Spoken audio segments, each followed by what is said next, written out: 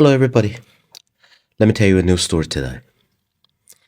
Today's story comes from Li, a Beijing native who is of the same age as me. The story originates from his uncle, who has always worked as a taxi driver. Initially, he bought his own car and obtained a business license. Later, at the government-regulated taxi industry, Uncle Li joined a large taxi company and drove a Xiali car. We mentioned this car in a story called The Headless Lady in the Lake.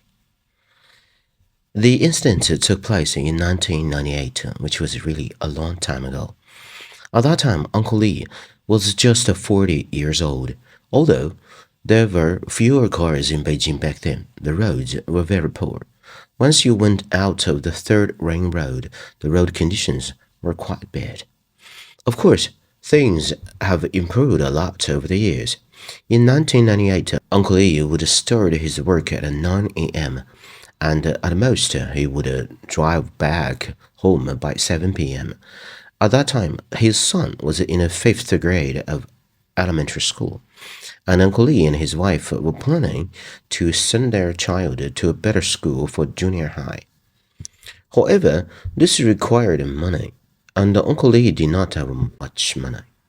So, what could he do?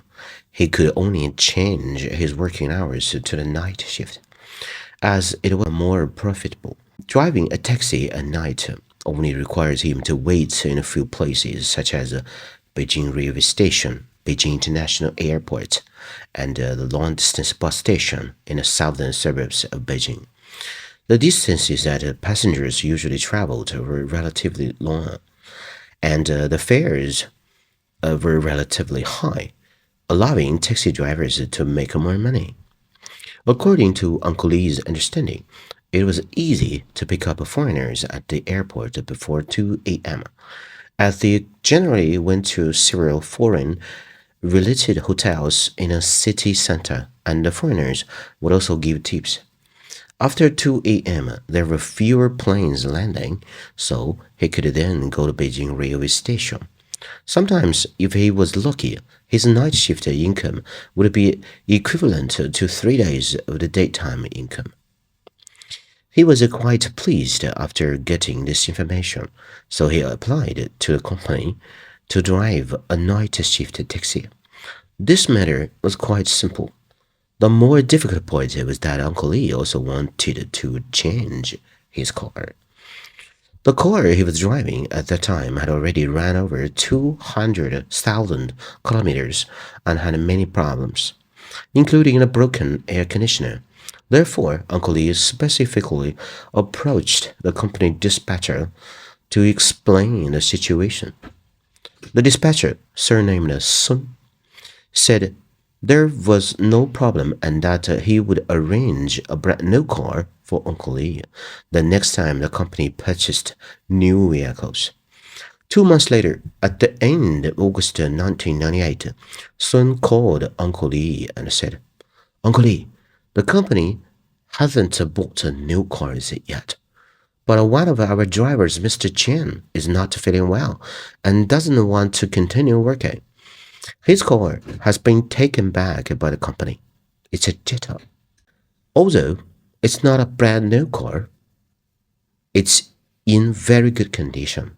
If you have time, come and take a look at it. If you think it's okay, I'll arrange it for you." Uncle Lee went to the company's parking lot to see the Jetta. Although it was in a new car, there were no issues with its appearance. He carefully inspected the exterior of the car and found no signs of any dents or scratches. The interior was also very clean.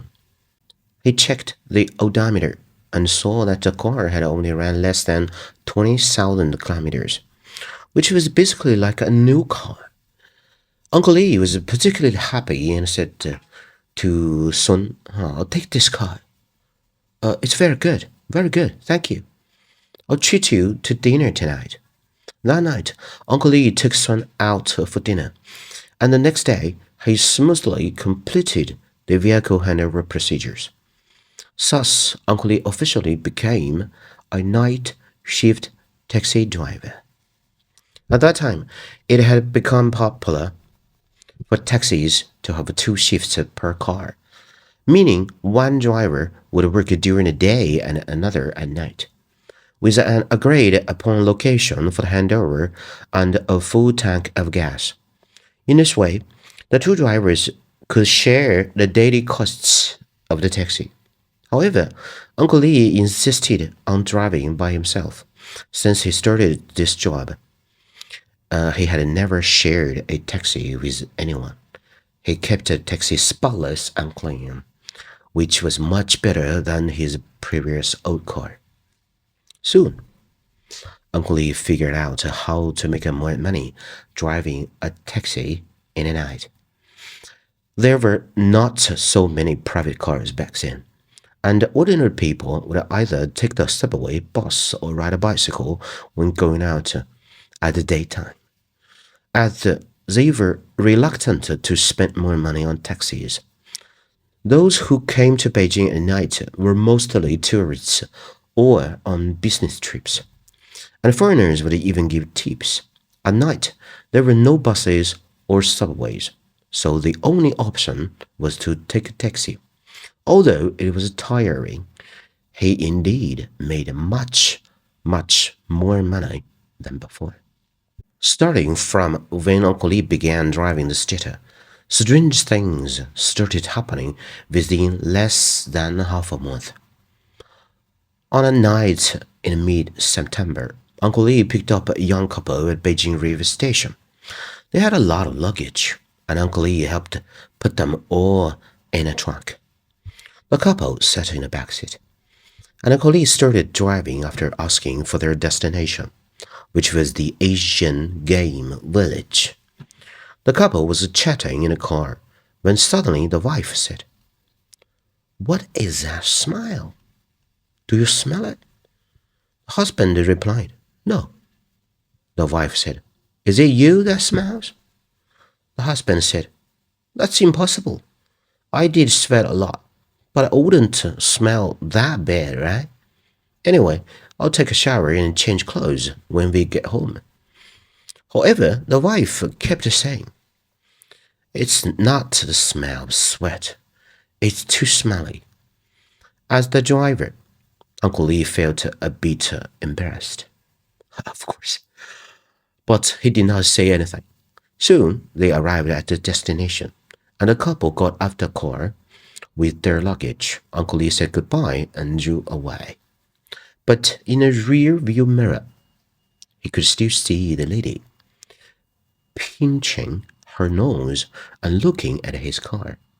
Uncle Lee did not really pay attention to it. He was already a bit sleepy and planned to go home to sleep, then take the car for a good wash the next day. The next day, Uncle Lee drove out and first went to a nearby car wash.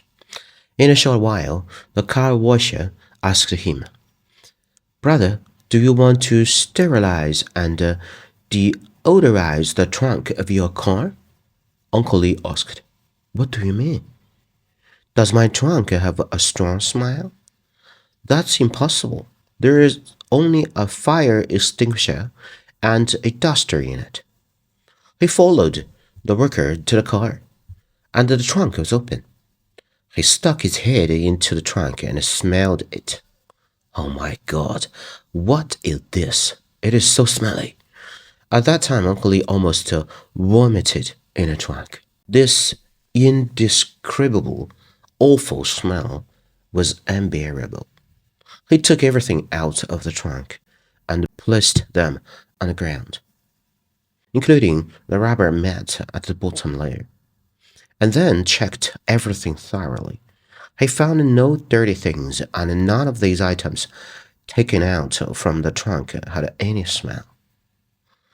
But as soon as he put his head into the trunk, he could smell the pungent odor. So Uncle Lee asked the car wash to use a lot of deodorizers. In fact, these things are all fragrances that cover up the smell. and cannot remove the odor.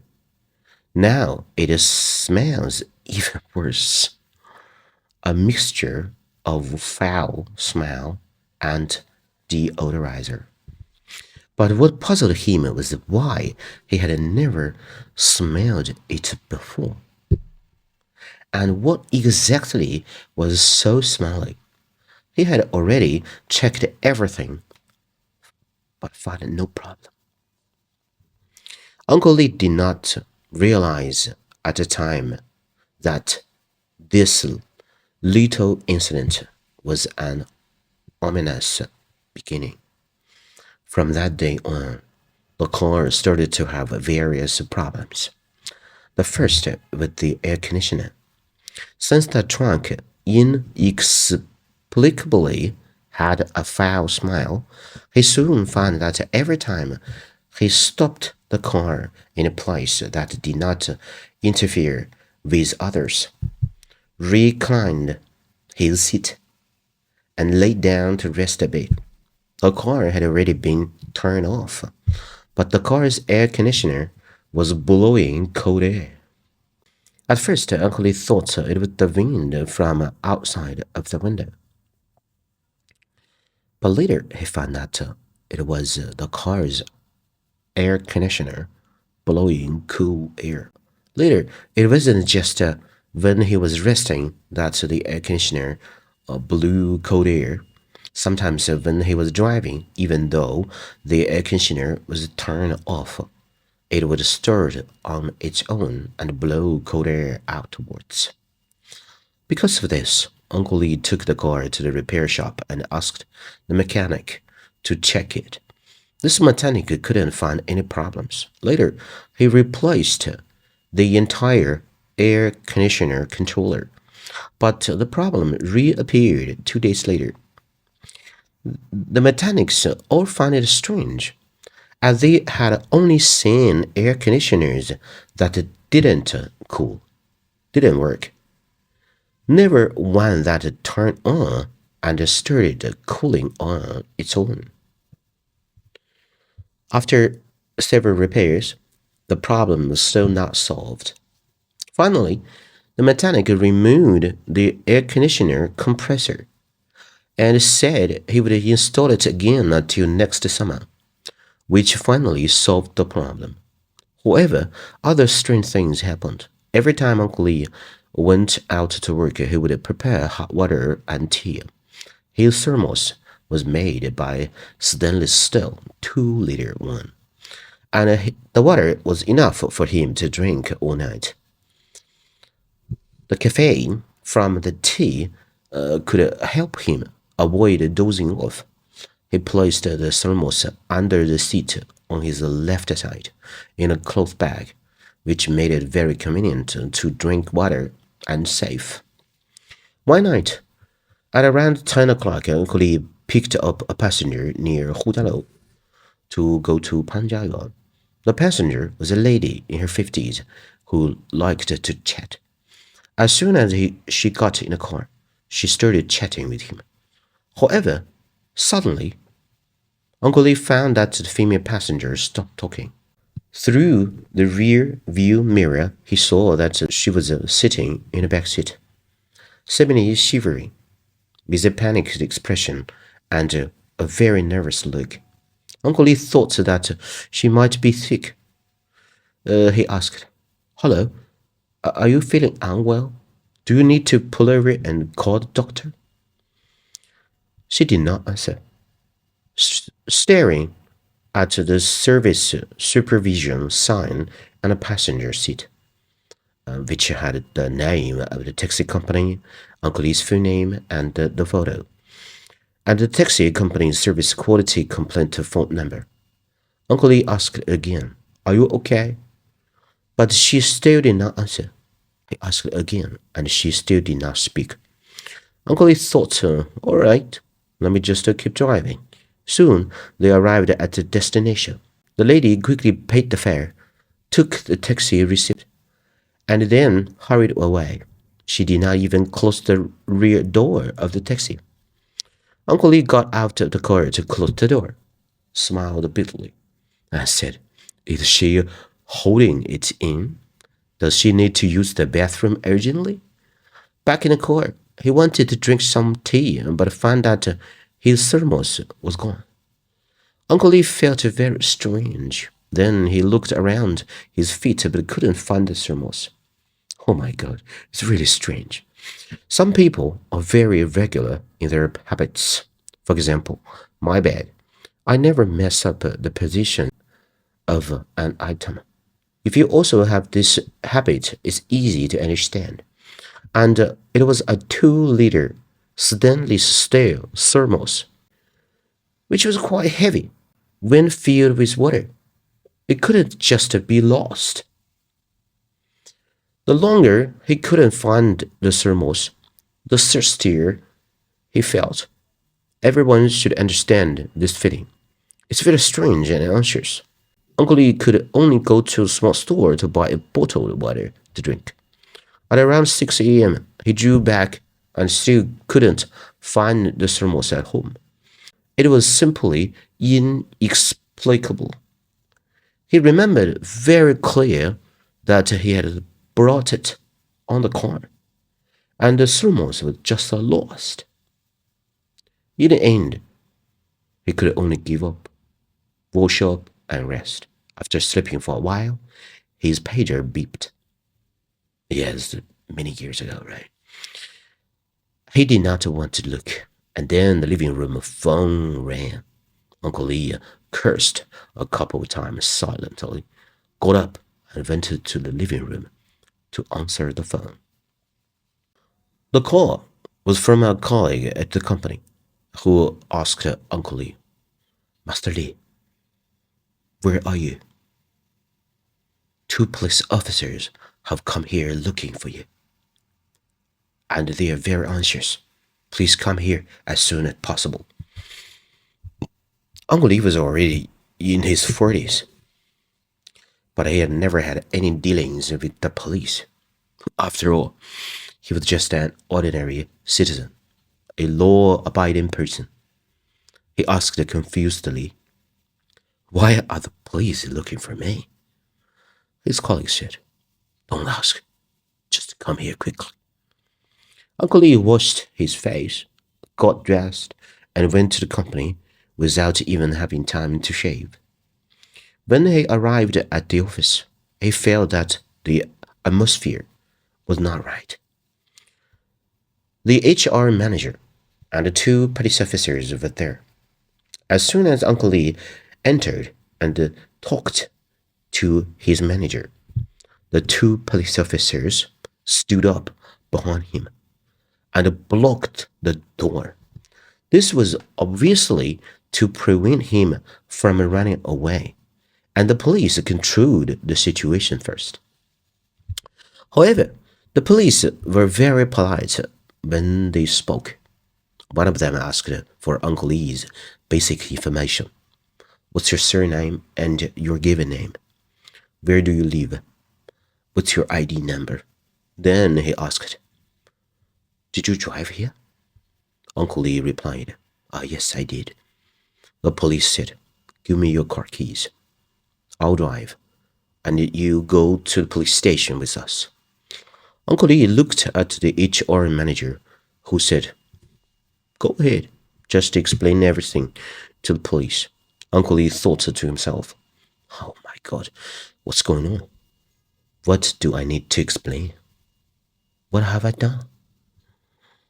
The 2 officers, one in front and one behind, took Uncle Lee to the car, with another police car following them all the way to the police station. Then Uncle Lee was taken into the interrogation room, but he wasn't handcuffed. At that time, Uncle Lee was already confused. What happened? Was I reported by someone? He asked the police, and they said, did you pick up a passenger last night? Who got on at Hujialou and got off at Panjiayuan? Uncle Lee replied, yes, a lady.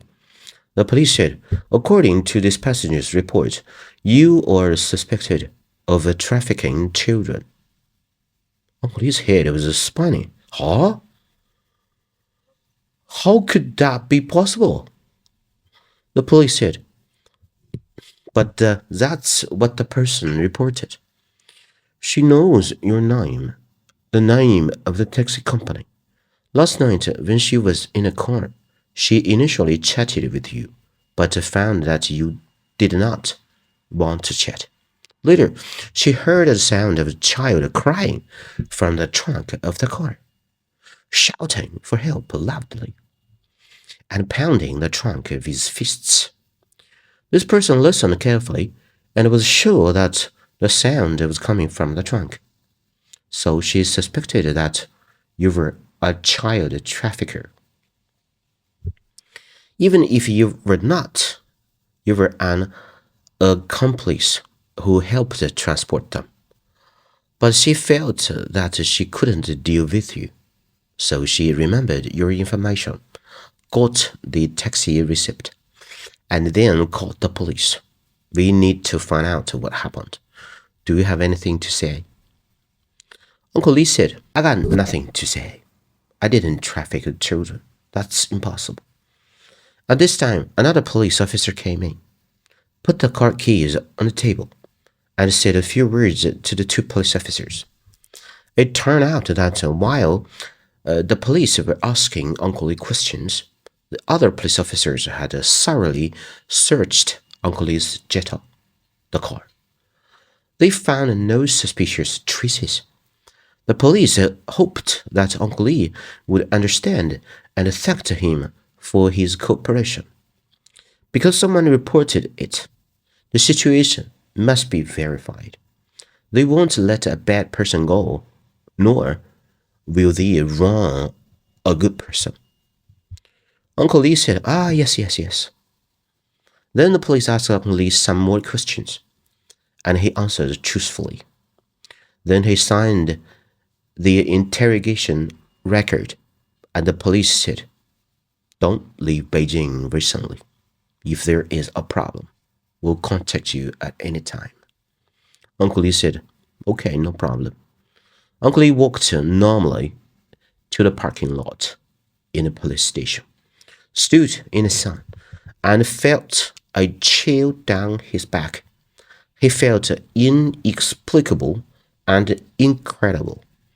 The female passenger last night seemed to be a very good person, very friendly and talkative. No matter what, she couldn't possibly frame me for trafficking people, right? If you frame someone for no reason, you will also get into trouble. That's for sure. She was in a back seat and she could hear the child's crying and shouting, but I couldn't hear it. But Uncle Lee couldn't hear it, Moreover, what scared him the most was that the thermos wasn't lost. It was in the trunk, and it was already empty. He did not drink any of the 2-liter hot water. Was it spilled? But there were no water stains in the trunk. And this car also had an air conditioner that couldn't be repaired. The terrible smell in the trunk, all of which were inexplicable. After all, this was an almost brand new Jetta. After returning home, Uncle Lee found an opportunity to tell his wife the whole story. Lee's wife was very worried and would not let Uncle Lee go out to work anymore. She suggested going to the Lama temple the next day to get a talisman for safety. The next day, Uncle Lee did not drive but took the subway to the Lama temple. After burning incense, he also brought a talisman to protect his car. A palm-sized lacquered sign written in Tibetan script with a base. He bought a double-sided adhesive and stuck this talisman on the dashboard so that it wouldn't fall off. even during sudden braking. However, after buying this item, things did not get better, and strange things happened even more. That night, while he was driving, he smelled the terrible odor again. It used to be in a trunk, but now the whole car was smelly. It was overwhelmed by the bad smell, and Uncle Lee could only drive with the windows open. One day, he picked up a passenger who was very angry and kept telling Uncle Lee to pay attention to personal hygiene. He must not have taken a bath or changed clothes for a long time, or else the driver must have shit in the car. In short, it was so smelly. Uncle Lee also felt strange. He went to the car wash again and took apart the seats in the back and front to check. But he couldn't find out what the problem was. Moreover, one night he also heard the child crying and fussing very clearly. He found a place to park the car and then went to the trunk. At this time, he couldn't hear any sound anymore. He opened the trunk and looked carefully, but there was no child. The trunk was only that big. If there was a child, it would be impossible not to see him. But there was only a duster and a fire extinguisher in the trunk. And the car's air conditioner, which had already had the compressor removed, was blowing cold air outwards in this winter, colder than the outside air. Was the air conditioner turned on? No, the controller showed that it was not working. But cold air was still blowing out of the air outlet. One night, Uncle Lee felt hungry, ate some food, and when he got back in the car, he found that the famous temple's talisman had moved to the back seat of the car. Even if it was not stuck firmly, it should have fallen near the driver's seat or the dashboard, right? Which did not make sense. It had moved to the back seat by itself. As soon as these strange things appeared, Uncle Lee was on the verge of a nervous breakdown. Seeing Uncle Lee gradually become haggard, his wife was also almost unable to hold on. It was for the sake of making more money, but now it was almost costing Uncle Lee's life. Finally, Uncle Lee and his wife decided to return the car to the company. So one day at noon, when the sun was particularly bright during the lunch break, Uncle Lee and his wife drove the car back to the company parking lot. The person on duty that day was the previous dispatcher's son. Uncle Lee told Sun about the things he had encountered these days. Sun couldn't believe it. He felt very embarrassed because it was originally a help from him for Uncle Lee, but the result was not good. Subsequently, Sun recovered Uncle Lee's car in accordance with the rules and regulations. After completing the procedures, Sun said to Uncle Lee, "Come on, let me tell you something." He called Uncle Lee to a quiet place where no one was, took out a piece of paper from his pocket, and said, "Uncle Lee, I shouldn't tell you this. The company's vehicle handover must be operated through the company, and a private exchange of vehicles is not allowed. It's not easy to manage, and if there is a problem, it's hard to explain. But since you are resigning and leaving, I have nothing to give you. Here, take this." The phone number on it is the home phone of the previous owner, Uncle Chen. The pager is his son's. I don't know where they live, but if you want to talk about this car, ask questions. You can ask them. You can contact each other privately. Don't let others know, or I will be in trouble." After saying this, Sun turned around and left. Uncle Lee said quickly, "Thank you." Uncle Lee's wife took the bus to work, and Uncle Lee went home to rest and lie down, but he couldn't sleep. He kept thinking about the car, and if he did not figure out the real reason, he would never be able to let go of this matter. So he started to dial this home number, but no one answered. Then he called the pager and left a message. It said, "I am Lee, a taxi driver. Please call back as soon as possible. I have something emergency to talk with you." But it never received a call back. It wasn't until after 9 o'clock in the evening that a young man called back. It was Uncle Chen's son. Let's call him Chen. Uncle Lee was afraid of disturbing his son, who was doing his homework, so he pulled the phone cord into his own room. Then he told Chen about the experiences he had after taking over this Jetta. Chen was very surprised to hear this, and he told Uncle Lee what he knew immediately. Uncle Lee was horrified to hear it. So, what exactly happened? Let me tell you now. Uncle Chen, also known as Chen's father, was a very good driver and used to be a dedicated driver for a state-owned enterprise.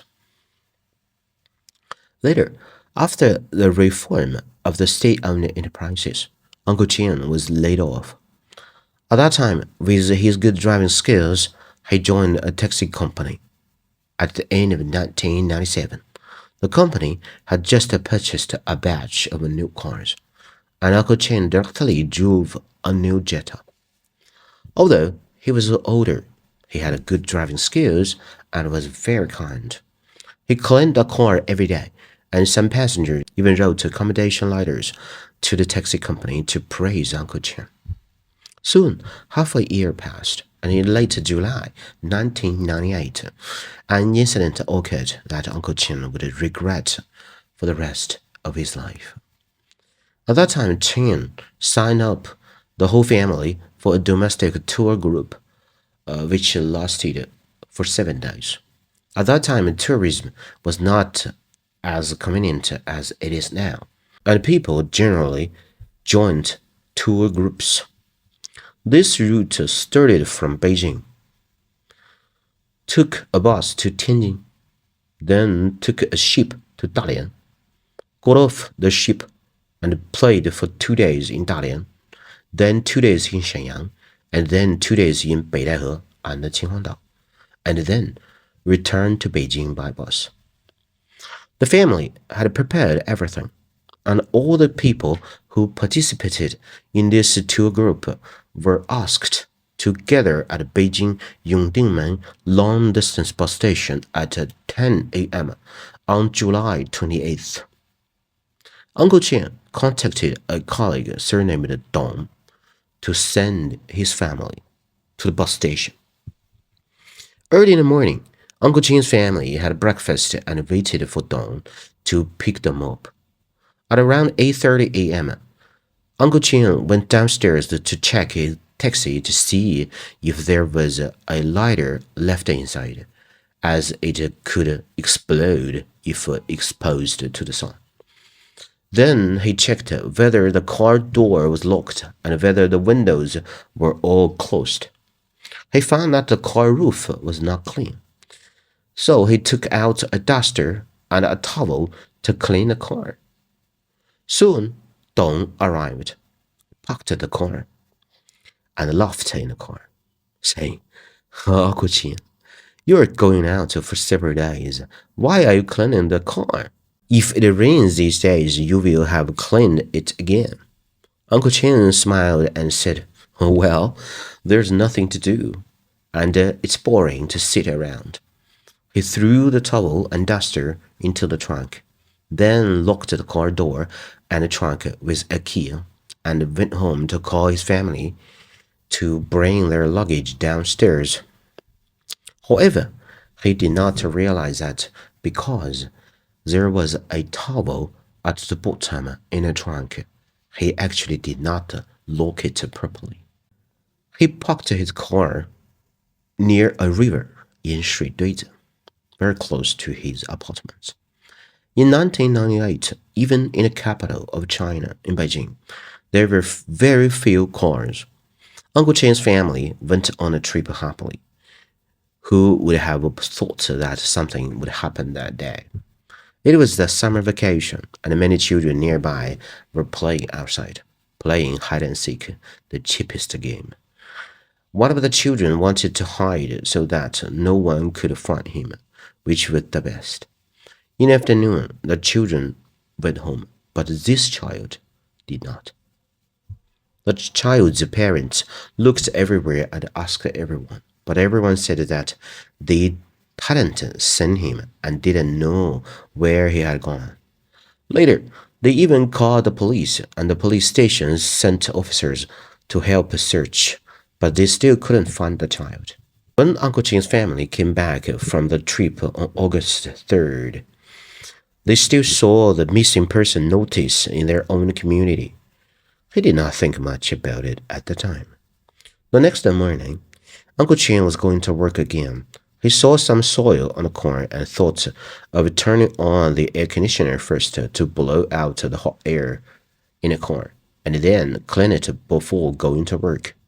However, as soon as he sat in the car, he smelled a terrible odor, and there were flies buzzing around the car. He was puzzled and went to open the trunk to get something to clean the car. When the trunk was opened, Uncle Chen was so scared that he collapsed on the ground. The child's corpse in the trunk was highly decomposed and had already swollen, which is the phenomena of giant wheel. It was the hottest time of the year, and there were puddles of corpse fluid that had leaked out from the corpse at the bottom of the trunk. Uncle Chen had never seen such a scene in his life, and he was so scared that he cried on the spot, losing control of his bowels and bladder. Neighbors nearby rushed over and someone called the police. Soon the police arrived at the scene, and then the funeral home's car took away the child's body. When the child's parents learned that their child was dead, they also fainted from crying. The police took Uncle Chen away, and after a detailed investigation combined with the autopsy report from the forensic doctor, concluded that this was completely an accidental incident. On the afternoon of July 28th, the child inadvertently found that the trunk of the Jetta was not locked. He climbed into the trunk. The towel that originally prevented the trunk from locking was brushed inside by the child when he climbed into the trunk. After the child climbed into the trunk fell down. Although it was easy to open the trunk from the outside, the child could not open it from the inside. No one saw the child enter the trunk, and the trunk lid was closed. So there was nothing wrong people can see from the outside. Soon, the temperature in this narrow space of the trunk began to rise rapidly, and the inside was stuffy and oxygen deficient. The child dehydrated and fell into a coma in a short period of time, and finally died of suffocation. Before falling into a coma, the child desperately hit and kicked the trunk. which could be seen from the traces inside of the trunk. The child was very desperate when he died.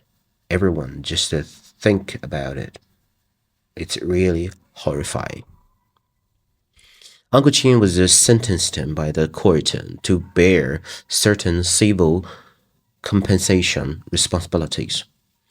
The parents also had responsibilities and did not fulfill their supervisory and guardianship responsibilities as parents. Uncle Chen compensated the victim with 150,000 yuan, about 22,000 US dollars. Moreover, he formed a serious psychological barrier. Whenever he thought of driving, he thought of opening the trunk and seeing the dead child's body. Then, due to this excessive fright, Uncle Chen suffered a severe stroke and was hospitalized for 3 months. At the end of August 1998, Uncle Chen entrusted his son, Chen, to clean the car and return it to the taxi company on his behalf. And he also completed the resignation procedures. This incident was not a crime case, nor was it a traffic accident, but an accidental incident. So the police did not inform the taxi company of the case. Chen said when returning the car back to the company, he said that his father was not feeling well and was sick and could not continue to work as a taxi driver. He did not say anything else. Chen helped his father complete the resignation procedures later, only 15 days earlier than Uncle Chen's resignation procedures. When Chen received Uncle Lee's call, Uncle Lee told him about his experience with this car. Chen no longer concealed it and told Uncle Lee everything that had happened before. Chen and his father were not bad people. They did not anticipate that returning the car to the company would cause problems for the next driver, so they no longer concealed the things. After knowing the whole story, Uncle Chen finally had an answer to the mystery in his heart. This was a cursed Jetta. But the experience of driving this car was more frightening the more he thought about it. The inexplicable foul smell, the inexplicable cold air conditioner that started on its own, the child's crying and pounding in the trunk, the thermos that was drunk by someone, and the testament that was moved to the back seat. What exactly happened with all of this? Is the ghost of the poor little boy still trapped in a car? It is unknown. So everybody, this is the end of the story. Please share what you think of this story and your stories. If you enjoyed my work and would like to help me continue to bring these stories to you, please subscribe to my channel or like my page. Give a thumbs up to the stories you appreciate and share your thoughts and opinions in your comments. Share the stories with anyone who might find them enjoyable. Thank you, everybody. This is Alex's Story Time and I am Alex. I got a lot of good stories to share with you. Thank you. See you next time. Bye-bye.